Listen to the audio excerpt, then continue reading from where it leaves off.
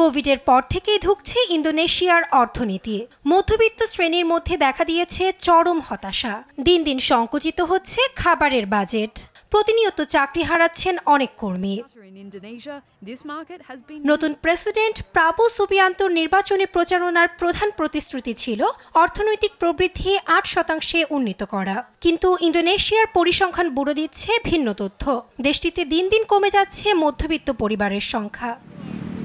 President সুবিয়ান্তোর প্রবৃদ্ধির ঘোষণাকে উচ্চাভিলাষী লক্ষ্য হিসেবে দেখছেন অনেক বিশ্লেষক। বিশ্ব ব্যাংকের এক গবেষণা বলছে, উচ্চ আয়ের লক্ষ্যমাত্রা পূরণ করতে দেশটিতে বাড়াতে হবে মধ্যবিত্তদের সংখ্যা। বিপিএস এর তথ্য মতে 2019 সালে ইন্দোনেশিয়ার মধ্যবিত্ত শ্রেণীর সংখ্যা ছিল 57.3 মিলিয়ন, কিন্তু 2024-এর তথ্য বলছে এ সংখ্যা কমে 47.8 মিলিয়নে এসে ঠেকেছে। মুদ্রাস্ফীতিতে সবচেয়ে বিপাকে দেশটির নিম্ন আয়ের মানুষ।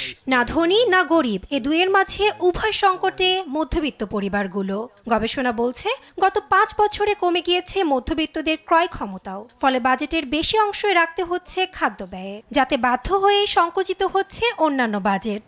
এছাড়া বৈশ্বিক মুদ্রাস্ফীতিও প্রভাব ফেলছে ইন্দোনেশিয়ার অর্থনীতিতে।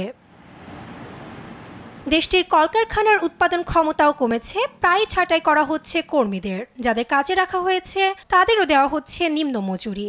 এরই মধ্যেই বেড়েছে জ্বালানির দামও। নতুন করে ঘোষণা এসেছে, জানুয়ারির শুরুতেই বাড়ছে ট্যাক্স। এতে দুশ্চিন্তায় বাসিন্দারা। অনেকেরই দাবি, নতুন অর্থনৈতিক লক্ষ্যমাত্রা পূরণে কোনো কার্যকর ব্যবস্থা নিচ্ছে না সরকার।